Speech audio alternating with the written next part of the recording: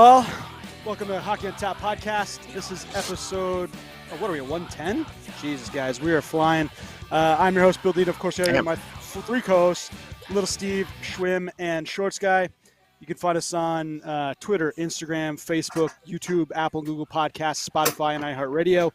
Please leave us a 5-star review if you'd be so kind. Boys, what are we drinking? Well, I'll start.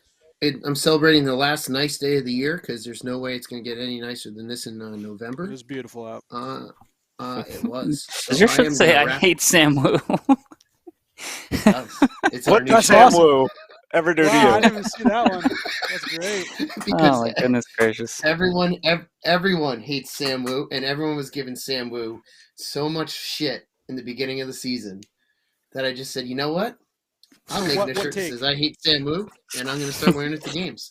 What take? Sam could say that the Devils are number one in the Metro, which, by the way, is our title tonight, and people would still find some way to hate him about damn it. I didn't even realize that. I forgot to give him a stupid thing. God, Steve. Nope, got to stay. Got to stay. Show started. Well, I can't change it. I don't know. I even know how to change that. Oh, man. Well, Sam could say that, and people would find a way to hate on him. So I made the shirt because it's appropriate, because everyone hates on Sam Wu. So I hate Sam Wu. Shirt's available soon. So anyway, can I get one in blue? Yeah, I can get you one in blue. All right, I'll take one in blue. All right. I'm like I said, I'm finishing up the summer with an old favorite. Mango Crushing It, because this is a summer beer, and there is a six-pack. Mine. There is a six-pack coming for Elizabeth Dean for soon to be passing the world's largest baby.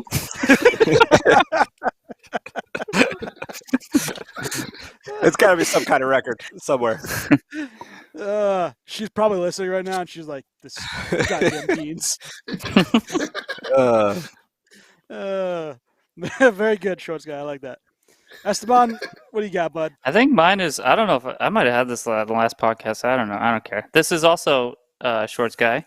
Turning of the Seasons, Turning of the Tide by Brick City. Double dry hop IPA with Citra, Mosaic, and Trident. That's it. Pretty simple. Double IPA. Perfect. None of that stinking lactose. Archie blows. Yeah, F that crap. None of that stinking lactose. Schwimmer? I'm drinking from Kirkland Signature Brewery. Their purified water. Ooh, good choice. Very good choice. Taking a night off tonight. That's all right. I mean, we can hear it on you, so the stench you have of death. So we hope you're feeling better, bud. Thank you. I am going from Hudson Valley Brewing Salil, which is a sour IPA. It's got pineapple, marigold flowers, and rose petals. So that's interesting. I don't know what's about to happen in this can, but it sounded interesting. I think we all do. I think last spring I had some students eating marigolds out in the yard at the school. Which, don't ask me why. It pretty much tastes like pineapple. Which ones are the marigolds? They're the ones that... Oh, no, I'm sorry. They weren't eating marigolds. They were eating dandelions. Marigolds are the orange ones. Sorry. They're eating dandelions. I'm not. Isn't there like dandelion salads? Don't they make like dandelion salad? Isn't that like something? Yeah, the greens. No, the kids were eating the flowers. The kids were weird. The kids these days, they're all sorts of whack. I'm no. I guess it could be worse. Sattler, paleobotanist. Big word, Shorts Guy. I know. Every now and then I can do that. Paleobotany. Nice. All right, gents. Let's get to what's on tap for today's episode. Here's our weekly snapshot. Mullet Arena opens for the Yotes. It's actually, it's we missed last week, so I wanted to get your guys' take on this. The visual's cool from the perspective of fans. 5,000 seat arena, small. I think the first couple of games, I've seen a couple games of theirs already, and it's a cool view. There are shadows in the rink, which reminds you kind of old school hockey. I'm sure the players hate that, but so the visual, on the TV looks good. I'm sure in the arena, which maybe Frischrum's bachelor party will be visiting there, but we'll see. Hey. But the visitor locker room is a gymnasium with a tarp that separates one half from the other half, and the showers. I mean, they did a whole view through the home team's locker room, and it's hot garbage. The Rangers visited. They said the ice was cool. They actually say the ice is one of the best in the league, and I'm sure that's because the guys that are running it really want to put on they don't want to have their ice be crap, and then it's just even worse, right? It's a worse optic. So I'm sure they're doing everything to make sure the ice is great. But the Rangers visited, and I think it was Ryan Raves that said the ice was great, but the locker room was poo-poo. And then he said that that it was a fun experience, but something that couldn't last for very long. And I guess I wanted to get your guys' take. I think the first 10 games it'll be kind of fun, and then after that it's going to be like this is a joke. And why should the good teams? Yeah, why should the good teams send revenue sharing checks to Arizona when they're clearly that's dog shit that they have to go and play? And dress in like it's not even an arena that a locker room that you'd find at Menon Arena. It's literally a gym that they cut in half and put a tarp across, and then they just put like little seats around. There's like folding chairs for seats in the locker room. Terrible. It's an NHL locker room. I don't know. I don't feel the East teams, I'm sure, love it. They get to go there once, experience it, and then get the hell out of there. All the West teams and Arizona have to deal with that for the whole season. Imagine if they make the playoffs. Like, oh my god, what that would be like. 3 games there. Oh man, they'd have a huge advantage, I think. But they suck, so I don't see that happening. No. I kind of really like it. I would love to go see a game there. It's it'd probably be pretty fun. It's supposed to be one game. It's sure. Yeah. It's supposed to be a temporary thing, But I also like smaller stadiums, smaller arenas. I generally like a band's demo better than I like their LP. So I kind of like that small, little, close to the crowd type stuff. Small venues for shows and shit like that. But is it perfect? No. Is it temporary? It's supposed to be. If for some reason it goes from temporary to permanent, then I think that there's a big problem. It's temporary, and it's that they're going to be here for 3 years. So if they're really going to, that those locker rooms that's temporary. They have to have legit locker rooms for these. Some kind of upgrade. Yeah. Yeah, and I'm sure they will. They're kind of building the airplane as they're taking off. So they've got to get this together. They redid almost everything else there so far in the off season. So you gotta. I say you got to give them a little wiggle room with that. It's not like any of these guys haven't played in shit locker rooms. We all have played in shit locker rooms. Should it be like that in the NHL? Not really, but they're putting together what they can. So I'm willing to give them a little leeway on it, and whatever. These guys are professionals. If you got to play there, 3 times a year, suck it up. Just freaking get change and get on the ice. But do you think that? And that's my second question, and maybe Steve, if you want to take this one. Do you think that the NHL should be giving these guys revenue checks for sharing, with the fact that this is what they're putting together as an NHL quote unquote arena? I mean, I don't know who exactly is to blame for this mess. It's kind of hard to pinpoint. I think Ray Leo brought up a good point. Is it Bettman for not wanting to admit that Phoenix was a complete failure, or for the team for knowing about the situation, doing nothing about it? So it's kind of was always meant to. I feel like this is kind of the perfect moment for this organization to reach at this point, because it's been such a disaster for so long and so mishandled for so long. And now here we are. So I don't know. I mean, I guess, yeah. I mean, they need something. They need some kind of help. So I guess the league sort of has to bail them out. And is it right? Probably not. But it's what they need at the moment to keep this team going. I mean, it's going to keep going for who knows how long. I mean, if they didn't relocate by now, when the heck are they going to relocate? So Here we are. That being said, I would very much like to go see a game there. Yes. So Let's Ray, do it. obviously, if we go to Arizona, you're more than welcome for Shroom's bachelor party. Sweet. All right. So Let's do it. Shroom's batch. Everyone can come. Everyone's yeah, invited. Ray goes. You know how they have a league will bail them out. 2 words, Connor Bedard. I would like that to happen, judging by the other teams that he could possibly do. So actually, that's a good segue. Thanks, Ray, for that one. The Connor Bedard sweepstakes. What fan base / ownership group / GM or upper management is more unhappy with their team's success currently?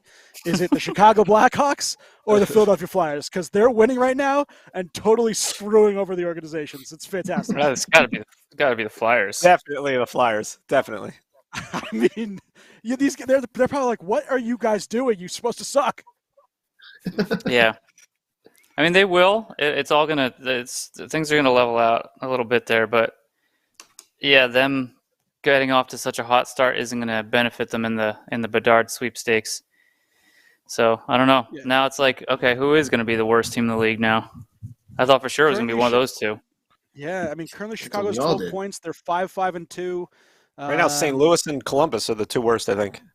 Yeah, St. Louis was 6 points. is Columbus crazy. was 6 Columbus. points. St. Louis is horrendous.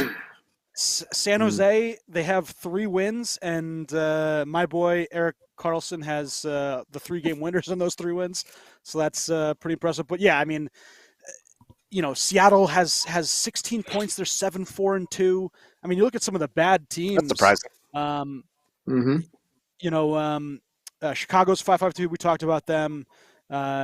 Philly's 6-3-2, 14 points. They're 4th in the division. Head of the Islanders, Capitals. We'll get into States, Penguins, and Columbus, which all 4 of those teams you would have thought would be higher than Philly.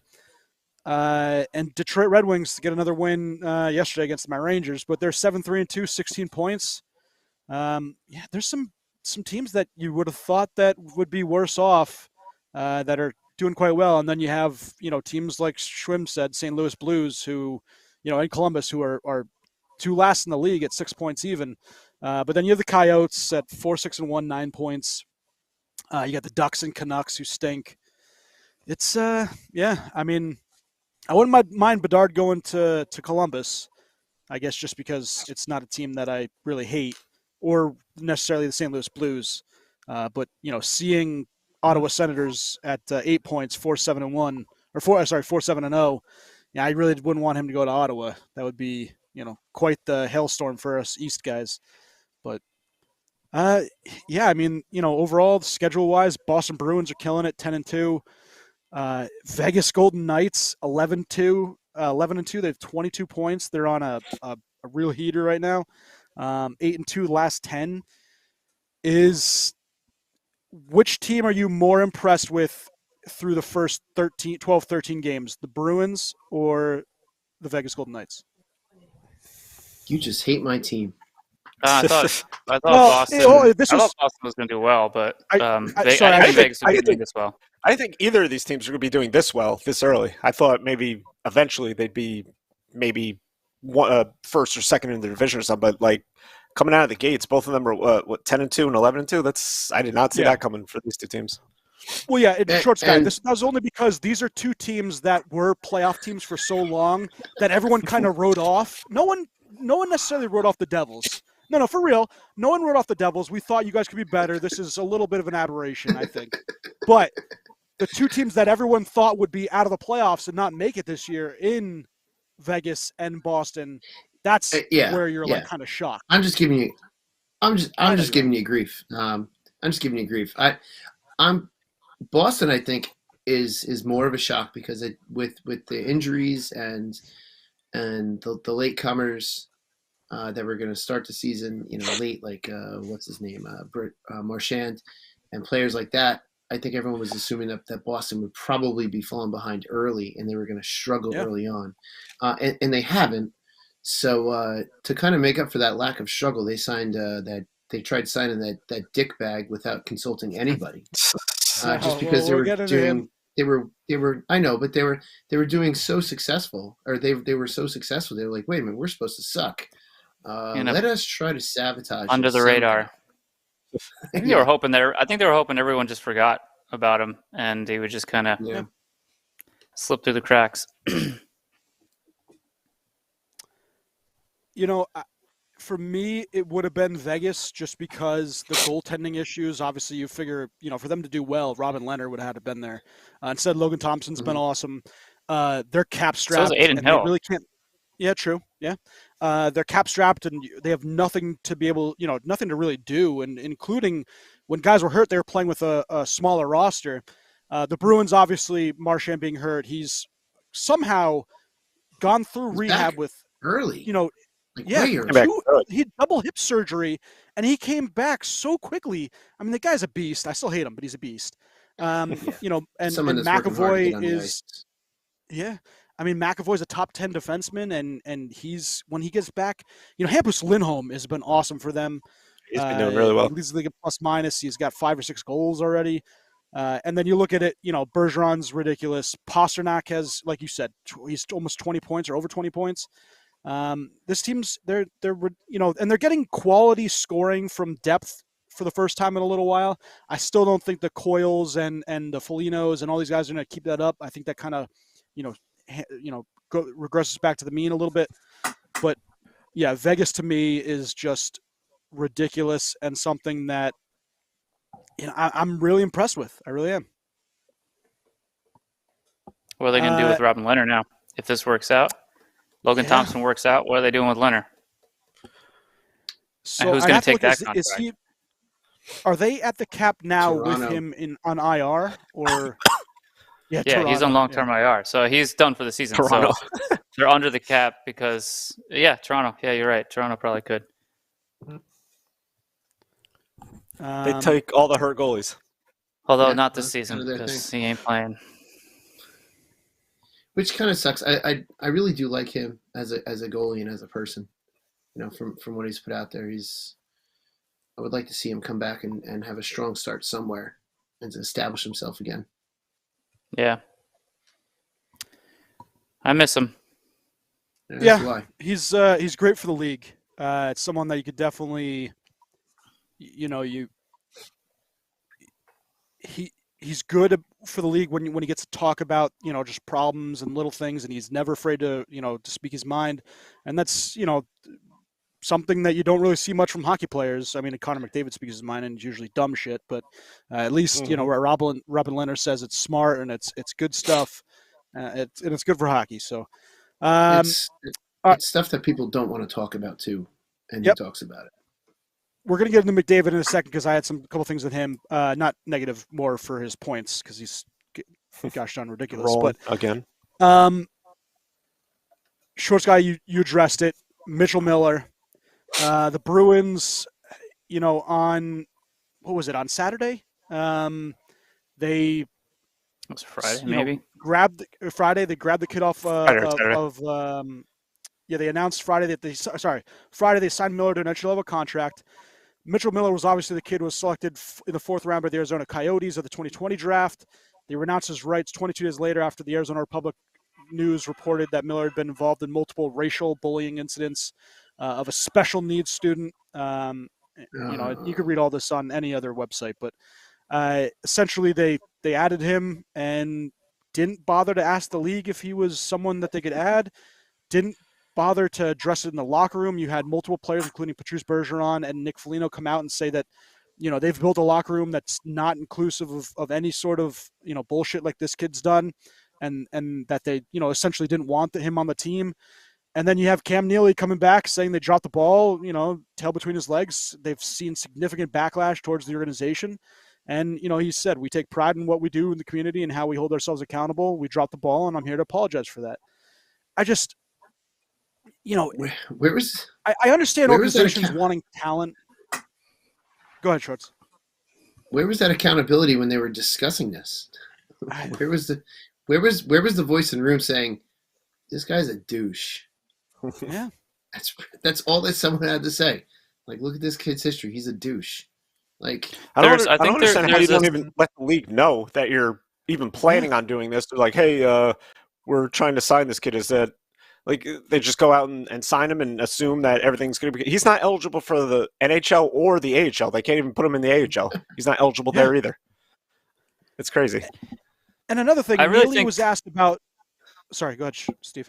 No, I really think that they were hoping that. I think there's a certain no one would notice. There's a certain group of people who, and I understand how people want to approach the situation because, it's like, okay, so the kid did this at 14. How long do we wait until he's received enough punishment? But sometimes your actions, you carry the consequences for the rest of your life. Sometimes that just happens, and so there's nothing you can really do about that. And I think Boston really was putting the feelers out and being like, okay, has enough time passed? Can we slip this through the cracks?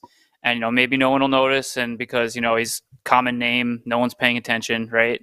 I don't know. Yeah, that's the only reason why I can say that they didn't consult anybody at all, even the ownership group, right? They didn't.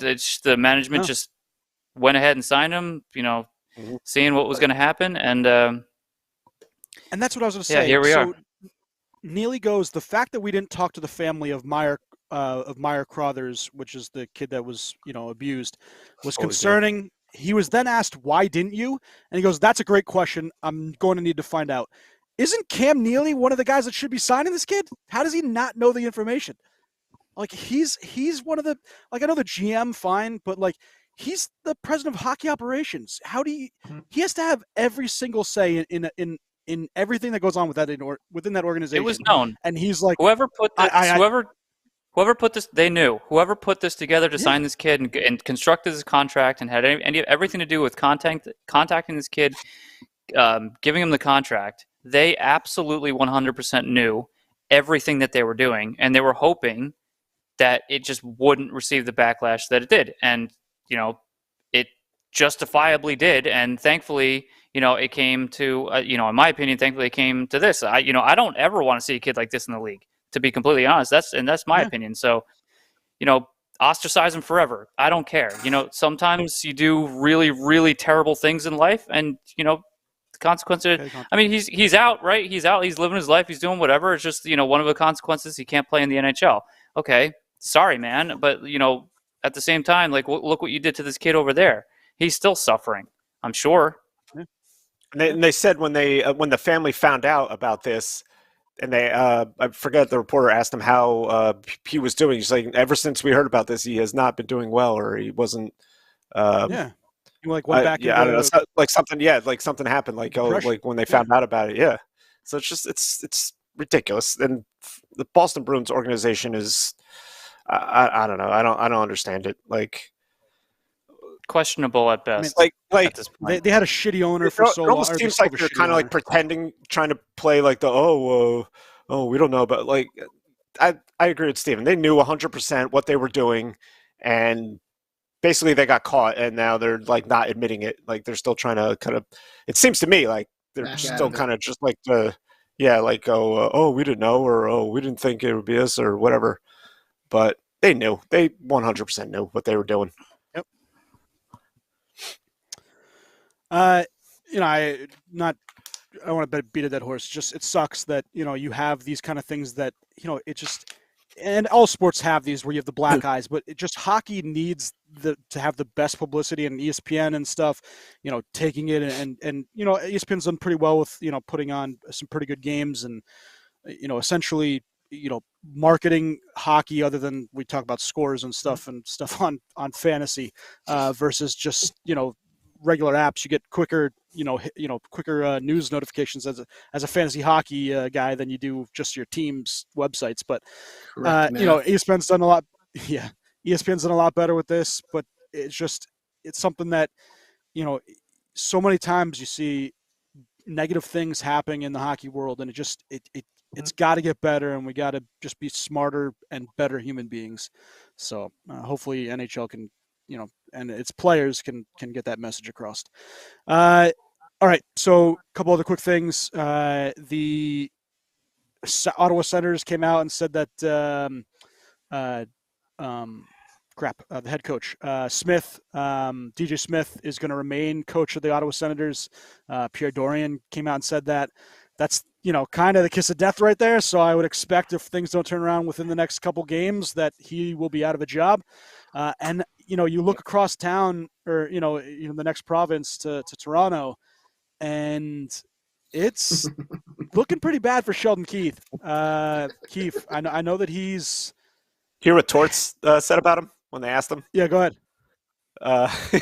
It was the Flyers Toronto game. They were talking to Torts about Sheldon Keefe, and he's like saying he was saying all this good stuff. He's like he's done great things for the organization, and I hope he sticks it to you guys. Not tonight though, but just like I hope he sticks it to you guys. I love Torts. I love Torts. Man, I really do. He's a quote factory. Like he says, it's freaking fantastic. So he's basically telling he's like, I hope he shoves it up your ass. Not tonight though. Just not tonight. Yeah, just suck today. Yeah. I know they've won a couple of late, but you had the rumors and news that someone who wants to coach an original 6 team in Barry Trotz purchased a house in Toronto. And that's just, if you're Sheldon Keefe and you see that on the news, you got to be like, what the hell? Like, how can I, they had rumors that, who are they paying money to right now to sit at home and not coach his team? Mike Babcock. And they're like, well, I mean, you're paying him anyway. Why don't you just bring him back? And if you're Sheldon Keefe, you got to be like, what in holy hell is happening here? Well, I have a team that's actually doing fairly well, other than what, the whole issue with Mitch Marner, but. Though, if you're going to coach, if you're going to play in a media market like Toronto, you have to learn to just you have to just zone all that stuff out and just put it aside. You don't even turn on the news. You don't turn on sports talk. You listen to everything and you just have to just put that out of your mind and not even listen, because otherwise you drive yourself nuts.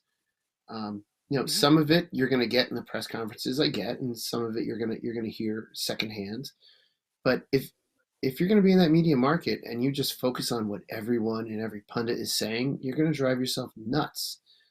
True. So my guess is he probably doesn't even, if he cares, it's his own thing. But my guess is I would hope for his own sanity, he just ignores it all, because he knows what his position is in the front office. If he has talks between him and the front office, they know what his position is, and for all we know, the front office guy is going to come down and say, "Listen, don't worry about Trotz. Just keep doing your job." Because I just looked, they're in third place in the division. They're in third freaking place. Yeah, the Devils fans and everyone would have loved to have been in third place last year, but instead we're in first in the Metro right now. So it is what it is. Yeah. You guys are doing. Have I mentioned that yet? I haven't mentioned that. I don't think so. Maybe not once. Sam did, and we hate him. Yes, I do hate Sam Wu. I hate Sam Wu. Yeah, Sam. Poor Sam. Yeah, he's obviously working his butt off right now, so we appreciate him. He set up 2 different, computers for me to operate today for the football afterwards. But yeah, I mean, Toronto, just the tire factory that they run coaches through. It's it's obviously rough, but you're 7-4-2. Clearly a team that's on the upswing, and this is without your leading scorer. Yeah, this is without your leading scorer. Austin Matthews has 6 goals in 13 games, and everyone's like, "Oh, what the hell's happening?" I mean, he's doing okay for himself right now, but eventually they're going to turn around. Mitch Marner, the comments the coach, Sheldon Keefe had about, in the locker room and stuff, and it'll all get better. And if not, he's going to be gone. Shanahan's most likely to be gone, and I would think someone like Mitch Marner's gone, not in this team anymore. So Kyle Dubas, Kyle Dubas. The biggest mistake that Toronto made was signing Vezina winning goaltender Matt Murray. Never a Vezina winner. Not going to win. I would think that it's. I was predicting him to be a Vezina He's winner. supposed to this year. To go on to Schwartz's, I would think it would have been the signing of one Hart Trophy winning John Tavares, but obviously that was for this. Well, I mean, but for this season, to put all your eggs into Matt Murray's basket, and that basket gets broken. I mean, look at how Jack Campbell's doing in Edmonton. It's not like they made a big difference. Yeah, Jack Campbell stinks too. Yeah. So, but is he hurt? No. That's true. Yeah. Well, I mean, what's better, hurt or just sucking? At least just sucking. They're on the ice. and you can at least try to move them. Matt Murray's hurt. You can't move him. Yeah. He's stuck. Yeah. You're stuck paying him. All right. Speaking of Edmonton, Connor McDavid, and we chatted about this this past weekend about fantasy hockey, right? We'll just take it to fantasy real fast. And we were going through all the players, and we were like, oh, hey, who's the number one points guy? And, you go through the list, and Connor McDavid's number one. He's got, go to ESPN, right? He's got 88 points, which you kind of go through that, and you're looking at other players, and you're like, all right, who else is, in that ballpark? The next person's 77, which is Leon Draisaitl. Then you go down a little bit to 68. So 20 points behind him is Jason Robertson, who has 8 goals and 10 assists. He's +9. Connor McDavid has 12 goals and 13 assists, 25 points in 12 games. He's playing tonight against the Washington Capitals, and it's his 500th game. So I wanted to quick do a McDavid versus Crosby versus also I have other Gretzky, Lemieux, or in here, but both had 500 points scored through their first 369 games played. So both Connor McDavid and Sidney Crosby scored 500 points on their 369th game in the NHL. Gretzky was the fastest at 234 games, which is always wow. Lindros was the only other guy not to play in the 70s and 80s to score 500 quicker with 352. So first of all, those guys are already, I think, Hall of Famers. Well, obviously, everyone on this list is, I think, a Hall of Famer, including McDavid right now. Through the first 500 games, so right now, McDavid plays 500. He could score a couple points. McDavid has 722 points. Crosby had 699. Gretzky had 1,174. Lemieux, he had almost double what Crosby has. Lemieux had 970, which is, 970 is... Like, these guys have 722, and he's at 970. Bobby Orr's 651. McDavid with 2 hearts. Crosby has the 1 through the first 7 seasons of their career. McDavid leads 4 Art Ross trophies, Ted Lindsay, and 4 Ted Lindsays versus Crosby's 1. Now, you have to remember, Ovechkin pretty much, was ridiculous at the same time, so he's had a little more competition, Crosby and Ovechkin. Crosby, though, right away, this is where he starts to shine. Cups. He had 1 to McDavid's goose egg through 7 seasons. I know he's 3 altogether. Crosby played in 95 playoff games versus McDavid's 37. So Crosby, through his first 7 seasons, played in 95 playoff games. End of the year All-Star voting, which is like basically all pro. Crosby had 2 and McDavid has 4. So, I just wanted to shout it because Crosby's the closest guy that we've seen, the best player that we've seen in our careers as hockey fans, obviously. McDavid is he's killing it. And we were talking with Steve, right, that the big difference is the winning. And if McDavid and Draisaitl can get even 2, like, I know 1 cup's not enough. If they get even 2 cups, is that pairing of Draisaitl and McDavid better than the Crosby Malkin? Just based off of, and a bunch of people have even said it, pundits and analysts, that it looks like they're playing bantam hockey. And you have McDavid and Draisaitl just playing against bantams, and they're just housing the league. Yeah, it's all that's subjective. Like I was telling you, through social media, that one question is coming up, and like I was bringing up to you guys, and it was something about, is it time to talk about that Malkin has had a better career than Ovechkin? And like I said, that's all subjective. How do you base a better career? What do you base it off of? Do you base it off of personal trophies? Do you base it off of championships? Do you base it off of a combination of the two? So it's hard to know. What I will say is that I don't think we have seen skill like McDavid in our lifetimes, and that includes seeing watching Mario Lemieux play, I think, and like we were saying, I think the only player that I can remember being so dominant when he played was Jágr back in his prime days. Too. I said him. I said Eric Forsberg Lindros for was a kind of little bit. Forsberg also, but I think Jágr just was. He was just a complete force, and I think McDavid is comparable in that sense. But as far as to start talking about who's a better combo, McDavid Draisaitl versus Crosby, Malkin, it depends. Like, is it going to be how many points they score? Is it going to be how many trophies they win? Or is it going to come down to how many cups they have? I don't know. Some would say, the cups are probably a little more important. I would probably agree with that. But as far as skill goes, McDavid he's not human. It's insane watching him do the things that he does.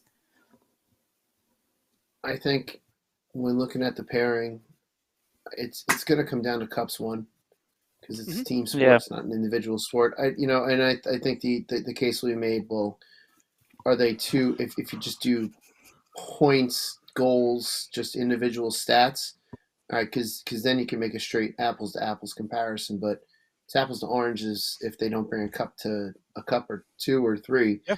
With the team that they have and the picks that they've had and the teams they've had, and they are just a perennial underachieving team.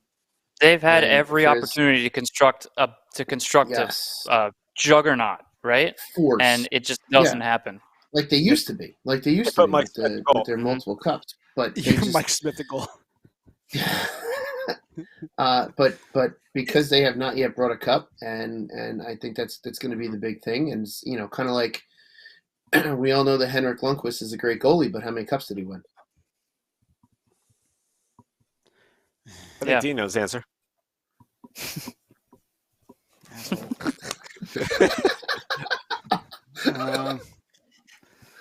Yeah, I mean, hopefully she'll start. And I say that, and Hank will get it in the management. So, but I say that for two reasons. One, because just to stick it to you because I can, but two, because he's, Henrik Lundqvist had a fantastic career, but that question will always be there. Like he was great, but did he win a cup? Like that question will always be there. So it's like Dan Marino, right? Dan Marino football, like Dan Marino. And I think it would be the same thing for McDavid and Draisaitl. If they go their entire careers and they don't win, everyone will be like, yeah, they were fantastic, they were great. They were point machines, they were goal machines, but did they win? And if the answer is no, then they'll be like, well, it's almost like it's a stain on their career if they don't, like guys of this caliber who don't win. It's almost like now almost. So I don't want to say they're not taking it seriously, but because you would think they would win because of how freaking good they are. All right, now so back on Short's guy's point, then we know it's a team sport. At what point does it not slide on them, because obviously they're good enough where they can win series by themselves, but at what point does it then slide to manager to be like, we've said this, how do you guys not surround these two players with better talent, especially in goal and on defense?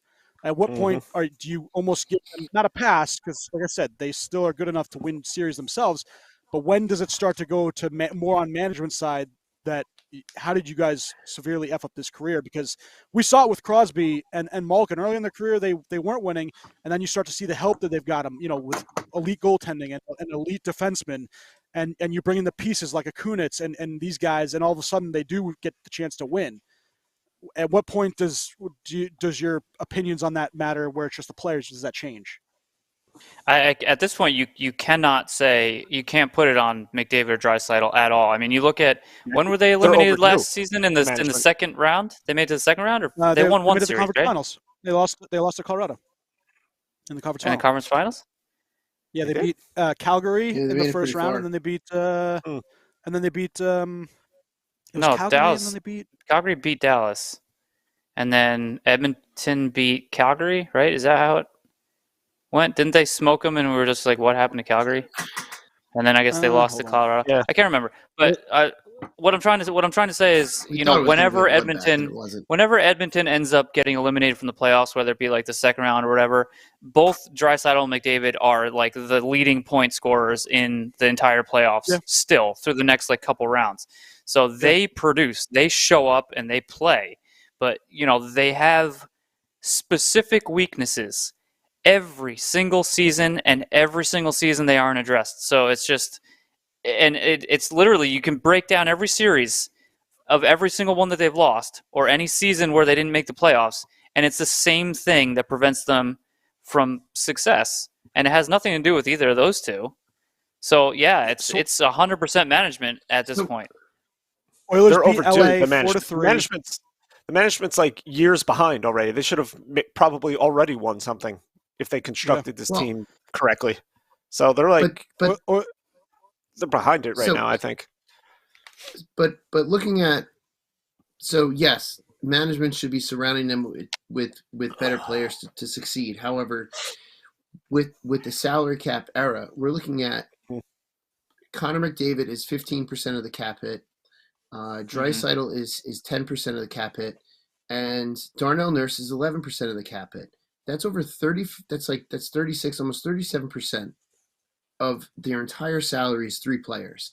So at one point, it's got to be a combination of front office for not surrounding them with players, but at the same time, the player saying, well, I want X amount of dollars or I'm going to leave. And then front office saying, yes, don't leave. So at some point, it's a combination because you've got these players saying, I want X dollars or I'm gone, and demanding it, and then handcuffing the front office from being able to surround them with the rest of the talent that they need to actually succeed. So at some point, it becomes a combination of the two, and it becomes a mess, and everyone's at fault except for McDavid.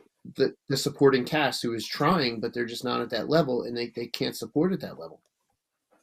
Yeah, McDavid, I think is 12-something, and then Draisaitl's 9.5 or something like that.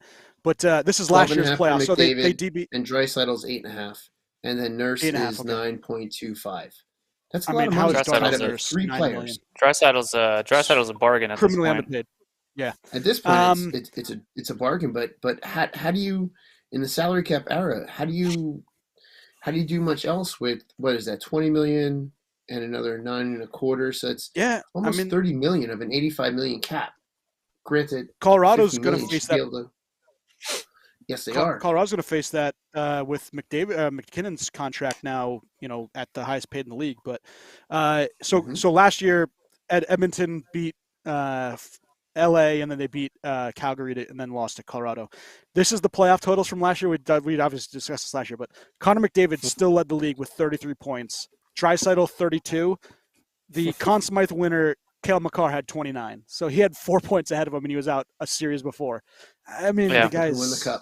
They're ridiculous. It's not their production. It's not them not producing or not showing up. But the cap situation has made things slightly difficult. But I mean, at the same time, why are you giving Darnell Nurse $9.5 million, or like at what point in his career has he ever earned that? Like, that's stupid. Like, okay, McDavid should be the highest paid player in the league, because he's the best. I mean, he could have taken a discount, but whatever management's offering, I'm sure he accepted. But balance that with Draisaitl. I think if you balance out the two, you probably have a pretty equal cap hit for both of them.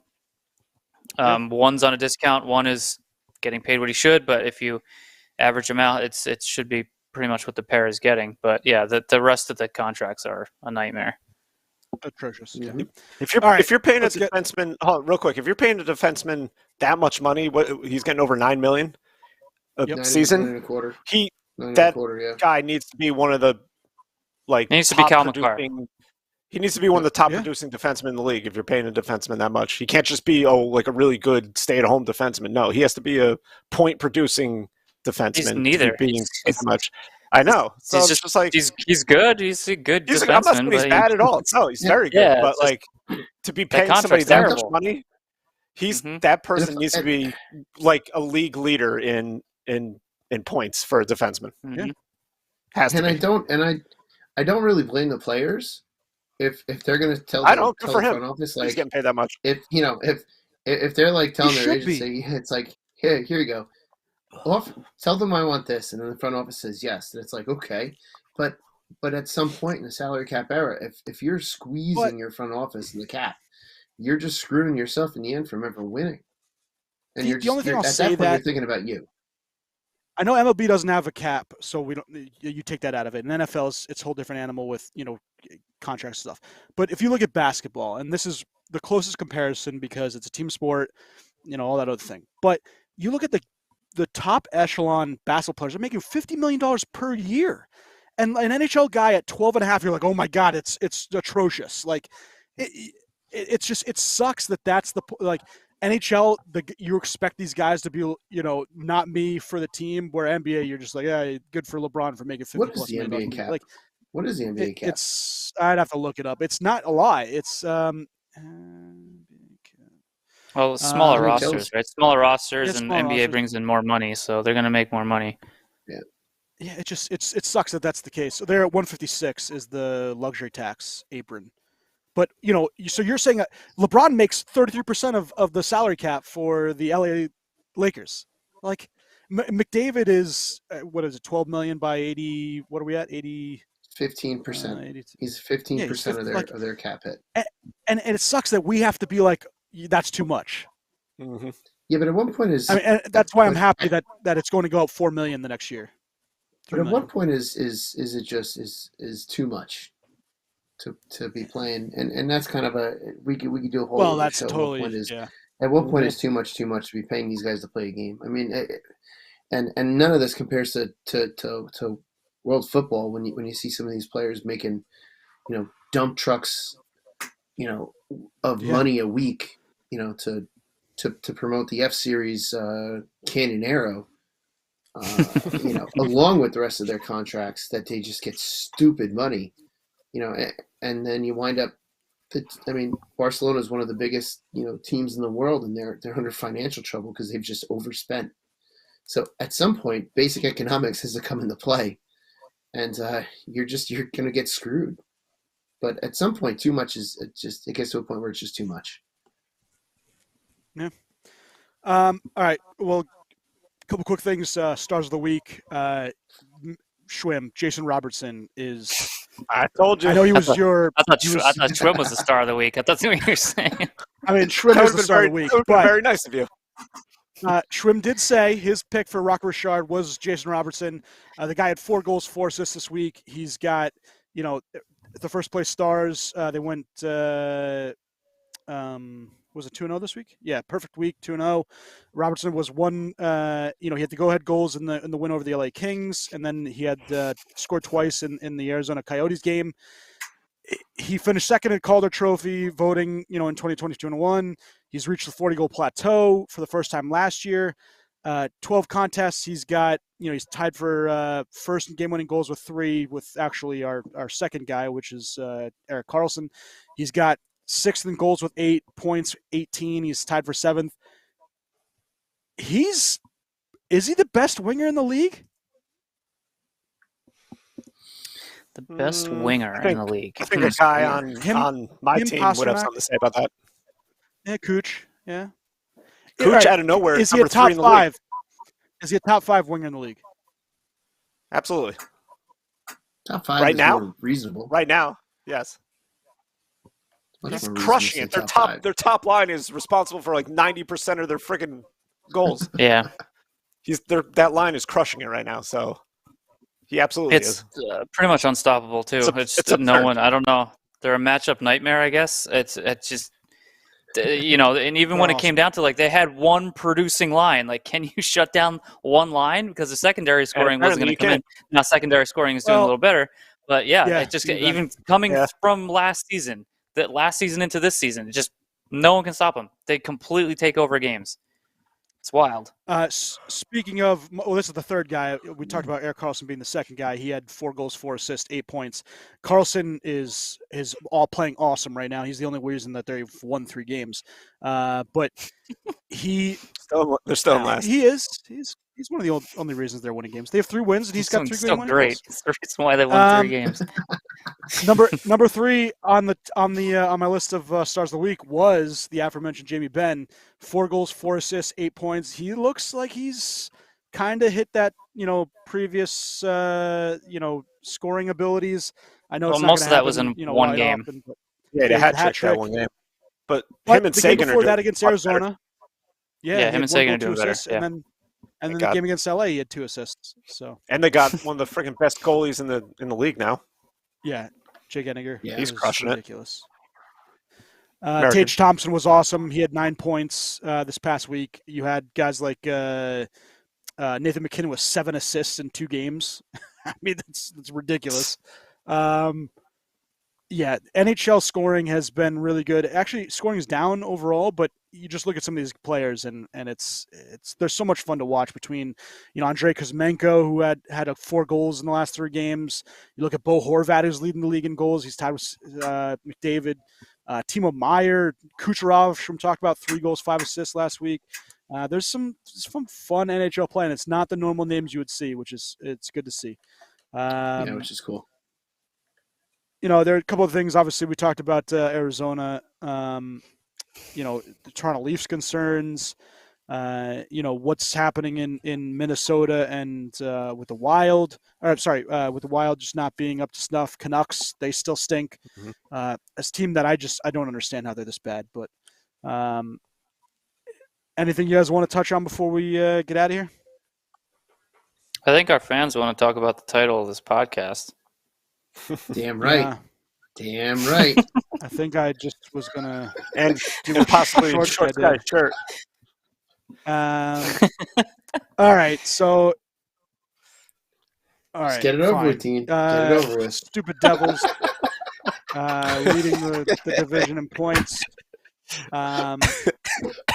But actually, another team that you wouldn't expect leading the team in points, leaving their respective division points. Dallas Stars 8-3-1. You just don't want to talk about it. No. Looking great right now. Shut up, Dean. All right, so the Devils. The Devils. We talked about it. 9-3, first in the Metro. You get goals from Zetterland and beating the Flames in overtime. Miles Wood. Wood is scoring. You guys beat the Flyers for the 5th straight win, 4-3. Yeah, shorts I go off fine. Your team still sucks. Well, that's because your team sucks, and you suck, Billy Dean. We're third. We're third. I was expecting better from last season. I was not expecting this, so I'm going to say that I'm surprised. I'm very pleased because I feel like it's been forever, and we were talking last night. It seems like we have we've done things correct over the last couple seasons. In the background, we've stocked our cupboards. We've got good players. We've got Holtz that's just on the bubble, and he's got to struggle to make it into the team, which is fine. I'm pleased. It's Mac Black went down the other night, and Vanacek came in, and the team just kept rolling. I was not expecting 3-0 on the West, on the Western swing, but I'll take it. It's been a long Calgary, while right? That one game. Oh my! They smoked 7-1. No, they beat 7-1. Columbus. Calgary's Columbus. overtime. No, I thought they beat Columbus out west like really bad. No, out west it was overtime against Calgary. They beat what was it? Vancouver, I think, was 5-2. But that was kind of a little bit of a. That was not a. Yeah, it was 5-2 Vancouver. Edmonton 4-3. Calgary 4-3. So it's not like that they've blown teams out. But the big difference with this team, we talked about it last. Well, one of the big differences with this team is the Edmonton game is a fantastic example. The Devils went and tied it, and 7 seconds later took the lead, but they were still under 4.5. There was about 4.5 minutes left, and Edmonton pulled their goalie. We're up the man, and last year's Devils team would have allowed that tying goal within the last 2 minutes. This year's Devils team held out for that victory with a goaltender that came in halfway through the game. So that's the big difference in this team.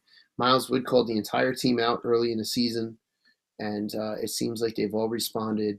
And sort of the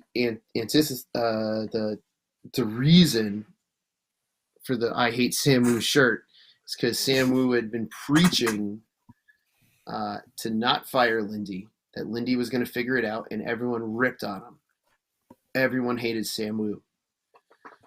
Turns including out Samu keeps Sam's. No, I never hated Samu. I just love the shirt because it causes controversy. Controversy. Samu keeps receipts and was responding to everyone that called him out or was attempting to call him out in the beginning of the season for what he was saying. And he's like, "Oh, really? Have you seen our spot in the standings?" So Samu keeps receipts, just so everyone knows. I still hate Samu. He keeps receipts. And he's keeping the receipt when he buys the shirt. Miles Wood's got 5 buttes, so he's doing pretty. Is decent. Pratt still on that point streak or that end? That ended. I think he did. hit 11. I think it was Ray 11 Leo maybe able started. to help me. Yeah, Ray Leo may be able to help me confirm, but I crazy. believe it was 11. But it was insane. And every time they asked him about it, he was pretty much like, "Hey, it happens, it happens. It doesn't. He's just going to keep playing." Yeah. And he doesn't care about handled it. He it just well. wants to go out and produce whenever he can. I'm sure he cared about it, but at least he handled it well. He definitely handled it well, and he at least on the outside he handled it well, publicly. So it's been a good run, and what the big thing now is we have to see what's going to happen with Mac Black being out with the MCL injury, and he's out indefinitely. So I have to find another goalie for my fantasy league, which finds new ways to lose, like this week losing by 3 points, 145 to 142. I just can't do it. I just suck at fantasy hockey. You do suck at fantasy hockey. I do suck. For any of those Devils so fans, I have a bad. Jack Hughes rookie card autograph patch. I'm selling it if anyone wants it. I'm gonna take advantage while the market's hot. There goes that. Steven, we didn't ask you, but do you want to discuss your 7-game non-winning streak? Nope. Okay. I sure don't. Nope. Shorts guy. I mean, Shrim. Do you want your to team? My team is 4th in the division, so they're very mediocre right now, but playing better as of late. Your boy Brandon Hagel is doing really good. Yeah, he is. Which is damn a nice sight to see. But Kucherov's been on fire and came out of nowhere. Now he's 3rd in the league in scoring out of nowhere. Yeah.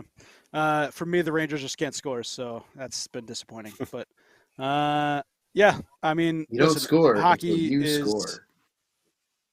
Yeah. Artemi Panarin, 17 points, so still not bad. He's off his Art Ross pace, but we'll see what happens. All right, gents. Who's first in the Metro? Who's first in the Metro? I can take advantage of I was this. waiting for the I music don't know to how play. long it's going to last. I'm just going to take full advantage of it while I can. All right, my beer, solid 4. Salil. Same. Shorts. Kirkland Signature Brewery. Check them out. Four. They're really good. I have no.